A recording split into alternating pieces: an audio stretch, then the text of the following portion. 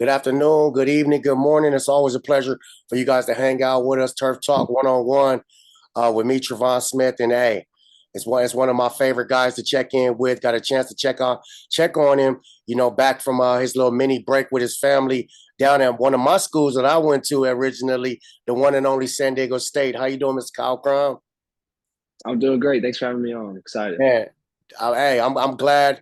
I'm glad we got a chance to check in on you. I know you just gave me the breakdown. You guys working out. You just got back. You had some time with the family. Family good first and foremost. Yes, sir. Everybody's doing well. We had like 3 weeks to come home and see everybody. So I got to see the grandparents and then spend time with my parents and everybody. So it was a nice little break. And man, as you know, that's important as we get older. So let's get right into it. Usually, I don't want to go. I'm gonna touch a little bit about your high school, just a little bit, because I'm gonna give everybody your new history facts. We're gonna put you in the history fact books in Norco, and I'm gonna tell everybody why.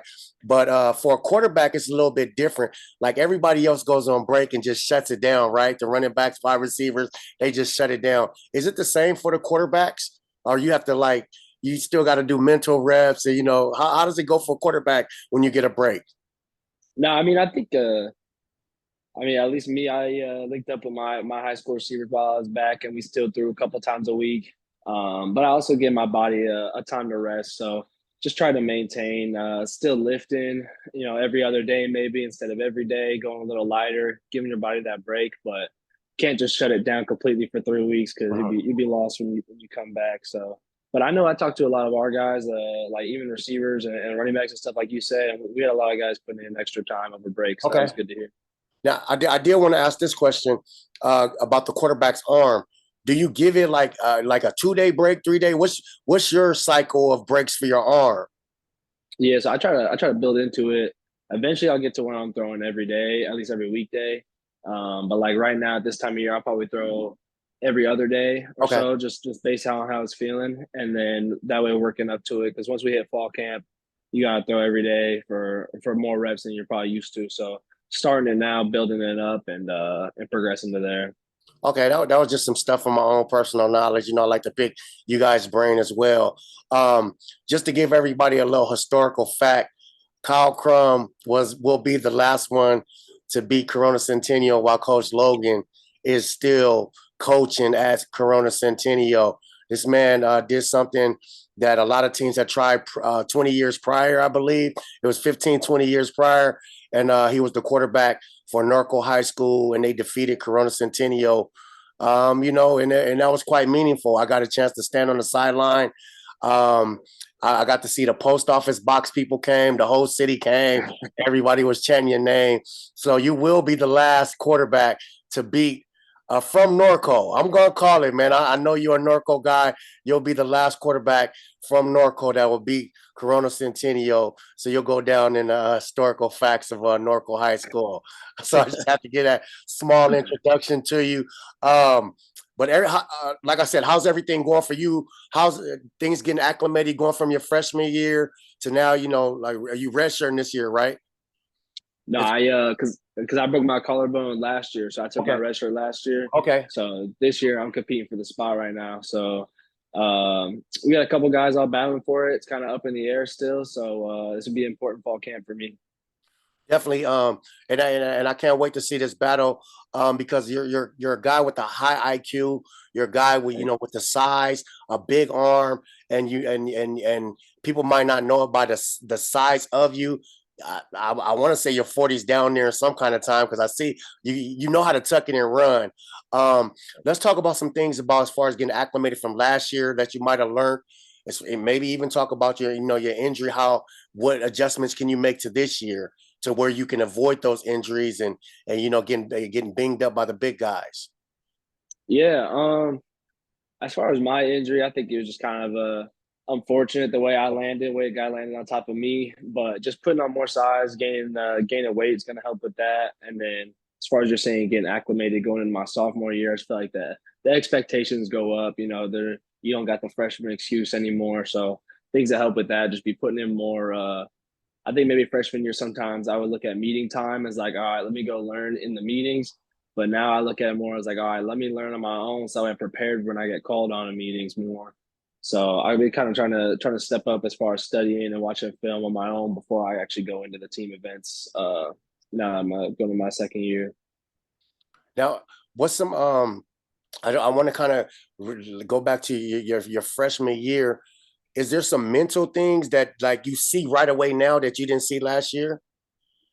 I think the game slowed down for me a lot. Okay. Just I mean, coming in, it's a whole new world whenever you're used to throwing against high schoolers, and now you got 23, 24-year-olds out there. Like, could be a little intimidating. So just getting a year of like getting used to it, getting on the field at Utah. I think there was 51,000 packed in their stadium. So like just feeling the noise and stuff like that gave me a lot of confidence going into practices and stuff now that I've had that experience. Okay. Now this off season, because I'm assuming that we're learning more and more each year as you get into college, and your junior senior probably go the same, but you're still a newbie in the saddle. What's some things that you're working on this year? Is like, are you working on fade balls or what? I mean, anything that you're working on this year that you kind of seen that you need to adjust for last year, as far as working through practices and things like that with your receivers. Yeah, I would say all of our timing routes, just trying to get things out before they're breaking, getting them out quicker, and then just working on my deep ball like that, just getting trying to see if I can push to get a couple extra yards on it. Now I'm getting a little stronger, so those would probably be my two main focuses. Okay. For the people that's just checking in, man, we're talking to Kyle Crum, the last quarterback for Norco High School to beat Coach Logan at Corona Centennial. He'll be the last one. I believe I have a one play we want to definitely share with people so they know what we're looking at. Where am I share my screen? Share my screen. This play right here. Talk us through this play right here. Oh yeah, so this was 2 minute drill, and so QBs are live for 2 minute drill. Uh, So I tried to roll out, escape the I pressure. messed that one up. Hold on, let me take that back because I got nervous right there because that's what I was talking about. People, hey, he knows how to tuck it and scramble. He's a big guy, but he knows how to tuck it and scramble.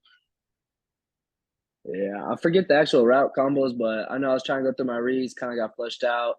Found Nino Okay, coming across the field, flipped it back into kind of a risky throw, but our situation, I think, for 2 minute drill was down six with I like like that. 20 seconds left. So, kind of a risk I was willing to take at that point. Got some pressure in the pocket. Once again, big arm, Kyle, right there. So I definitely wanted people to see exactly. I mean, exactly who we're talking about. It's the quarterback, San Diego State. I went there. Isaac Keem, Marshall Falk, a lot of great people went there.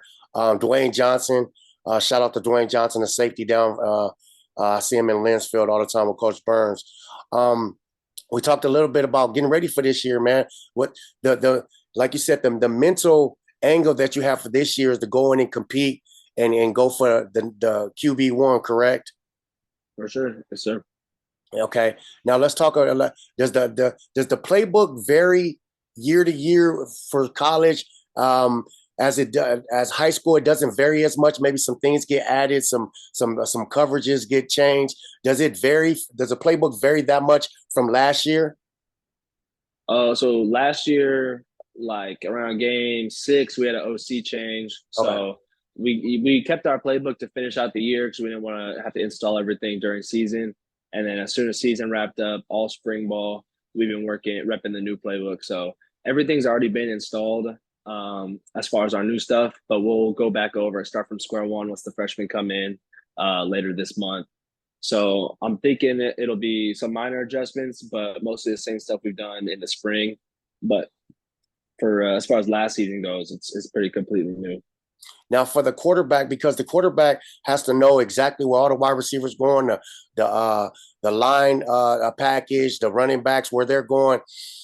Is it overwhelming in the very beginning, or have you gotten better at adjusting at it faster?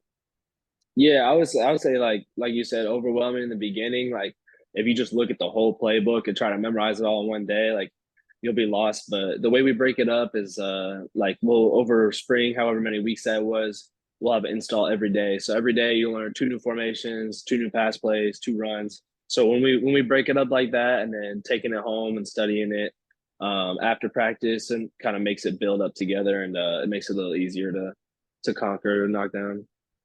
Man, hey, like I said, if you're just tuning in, we're talking to Mr. Kyle Crum, quarterback for San Diego State, competing out there, man. We rooting for you. Let you know, I definitely appreciate you checking with us on Turf Talk, and I want to keep that, like always know, I want to keep the relationship open with you and just check in on you and let people know how you doing. And we're proud of you, man. We're glad to see where you came from. Especially with your historical, numbers down at Norco. But hey, well, like I said, we're just proud of you, man. We appreciate you for checking in with us, and we can't wait to see you on the field and root for you, man. All right, thank you. I appreciate it. All right, man. Take care of yourself and keep us updated. All right, sounds good. Have a good one, man.